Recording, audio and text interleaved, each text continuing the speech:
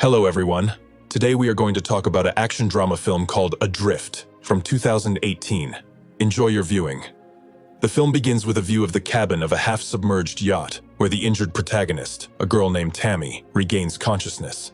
With a bloody face, she looks around, observing the chaos as the water gradually arrives. She searches for Richard and calls out for him, but he is nowhere to be found. Taking off her life jacket, she climbs onto the deck. A tilted yacht with a broken mast sways on the waves in the middle of the endless Pacific Ocean. The events are moved back 5 months to Tahiti in 1983. Tammy arrives on the island on the yacht where she worked as a cook, and then goes through customs. The girl admits that she has no specific goal, she is just traveling the world. To continue her journey, she works part-time jobs wherever she can, including boat repair and maintenance, and surfs in her free time. One day, the yacht of Richard, a Caribbean mermaid lover from faraway shores, docks at the pier where Tammy works. The girl helps the sailor stop, and they get to know each other. Their acquaintance continues over dinner on board the yacht, which is also Richard's home. The man tells them how he crosses seas and oceans alone for the sake of incredible sensations. Tammy understands his feelings perfectly, although she usually travels with a whole team. Together they go out to sea to sail. Despite her profession as a cook, the girl has basic sailing skills. The story returns to the future, where they are shipwrecked.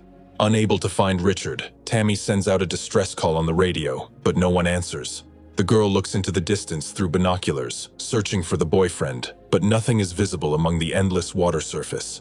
Upset, she falls on the deck in tears, and the story is transported back in time. Together, the characters climb a mountain path straight to the river flowing in the gorge. Tammy undresses and jumps into the water from a cliff, forcing Richard to follow her. The girl doesn't come up for a long time, which gives the guy terrible thoughts. He dives in and sees that she is hiding at the bottom. They happily splash in the water and then move to a tropical beach, where they lie on the white sand in the shade of a lonely palm tree. The heroine is distracted from her happy memories of carefree days by suspicious sounds. She grabs a pair of binoculars and sees a lonely lifeboat in the distance. Thinking that it is the surviving Richard, Tammy tries to start the damaged yacht's engine, but the sail on the starboard side prevents her. Using a bolt cutter, she cuts the sail, but loses her balance and falls into the water. Almost drowning under the white canvas, Tammy emerges and sees that the current has carried her far away from the ship. She swims after the yacht and barely catches up with it. On board, she tries to repair the damage with duct tape. Having somehow repaired the holes, Tammy pumps water out of the cabin and then tries to secure the second mast so that she can set the sail. While the ship is slowly drifting in the right direction with the tailwind, the heroine realizes that the fresh water supply is over. Soon, the yacht reaches an overturned lifeboat with an unconscious man lying on it. Tying herself up with a rope for safety, the girl throws herself into the water to save her beloved. She pulls him on board, tries to revive him, and notices a wound on his leg. Overwhelmed with emotion, the heroine cries on the chest of the rescued man. Trying to make the man more comfortable, she finds out that, in addition to his leg, his ribs are also broken, and he has bruises all over his body. In the past, Richard had decorated the wall of his cabin with various pictures of his and Tammy's travels. He gives the girl a gift, a dress. She puts it on for a romantic dinner in one of the restaurants of an exotic town. During the dinner, the heroine tells about herself and how she came to live the life of a carefree traveler who does not have her own home. After dinner, they dance. During a slow dance, Richard invites Tammy to go around the world with him on a yacht. They begin to plan their voyage together. At the market, they meet Richard's old friends. They ask him to move their yacht from Tahiti to California, as they are flying to London. Without even consulting Tammy, the guy accepts the offer because he will be paid, and will be paid for 2 return tickets to the island. It is clear that the girl does not like this decision very much, which leads to an unpleasant conversation. Tammy does not want to return to the United States. Richard plans to refuse the offer. However, when he visits his friends on their yacht, which is no match for his homemade boat in terms of luxury, they agree. Tammy even writes a letter to his mother saying that he will soon return home, even if only for a short time. After that, they set sail from Tahiti and head out, admiring the crimson sunset. As they drift in the ocean, the heroes hope that they have deviated from the route to the north, far enough away from shipping and air routes, and beyond the search zone. No one knows where they are, and there is no chance, short of a miracle, that anyone will come across the small boat. Calculating their speed and checking the wind, they figure out how to get to land. Try to reach California against the wind, or take advantage of the current and try to get to one of the Hawaiian islands. Tammy turns the wheel, steering the yacht toward Hawaii. Eventually, she manages to fix the water supply, which puts off the prospect of death from dehydration for a while. However, there is still not much food left. On the 5th day after the disaster, Tammy notices that they are not being carried on the course they expected. Perhaps the reason is the damaged rudder. The situation escalates, the characters lose their nerve, and they start to quarrel. To increase the chances of rescue, the girl has to dive under the bottom of the boat with a rope. There, she tries to free the rudder feather from the tangled sail, which interferes with steering.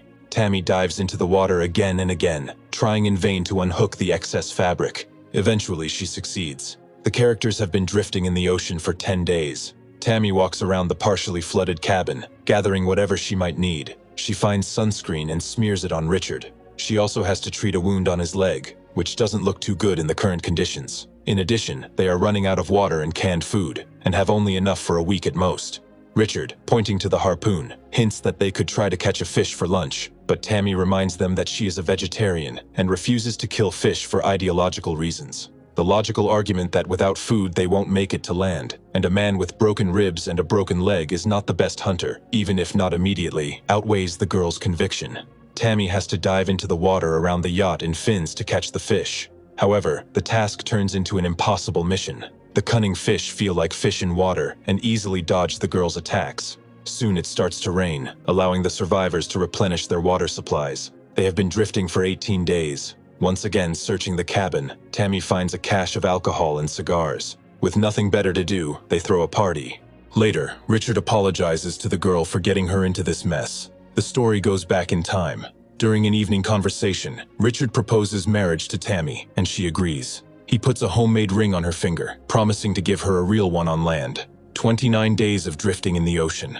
Waking up in the middle of the night, Tammy spots the lights of a cargo ship in the darkness, heading straight for their fragile vessel. She launches flares, but because they are too close to the hull, they are not noticed by those on board. The bulk carrier passes by, dousing them with a wave as a last hurrah. However, the lights suddenly dissolve into the night, and the girl realizes that she is hallucinating. She begins to panic, but it doesn't last long. Richard supports her as best he can. However, his condition worsens. He sleeps almost all the time, and when he wakes up, he barely reacts to what is happening. In the distance, the wind increases. A bird lands on board the yacht, which the heroes release back into the sky. The wind is getting stronger. Richard checks the weather forecast on his radio and hears a storm warning about a major hurricane.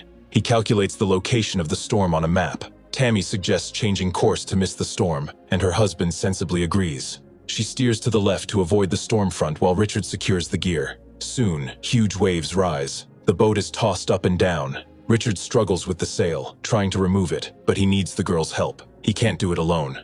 The radio announces that this is Hurricane Raymond, and it is rated as a Category 4 out of 5.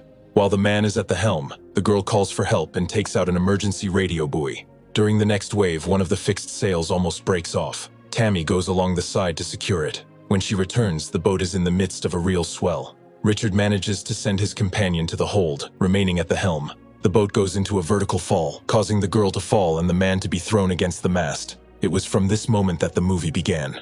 33 days of drifting in the open ocean. The wind is picking up again, which leads Tammy to a frightening thought. Another storm is beginning. She makes a canopy out of the sail, but the storm never begins. The girl lies next to the boy, who is running a fever, and tells him about her past. In the morning, the guy wakes up the exhausted heroine. Through a dream, she confesses her love for him and says that she will have to let him go. The camera pans back to the aft seat where the man has been lying all this time, but there is no one there. All this time, Richard was just a figment of Tammy's imagination. She recalls how long ago he told her that being alone at sea causes hallucinations within a few days. The last few days flash before her eyes when she thought she was talking to her fiancé, who never became her husband. The 41st day of the drift begins. A bird sits on the bow of the boat, and the heroine does not immediately realize that this is a sign. There is land nearby. She looks around, trying to determine the direction, but soon the bird takes off. Looking in the same direction through binoculars, Tammy sees an island. Soon the first ship appears on the horizon. The heroine charges her flare gun and fires a missile into the air. After the second shot, the ship turns in her direction, cutting through the silence with horns. She is handed fresh fruit and begins to tow the yacht to the shore. In the next scene, Tammy is riding in a taxi through the city. She has returned to Tahiti, where the boat made by Richard is located.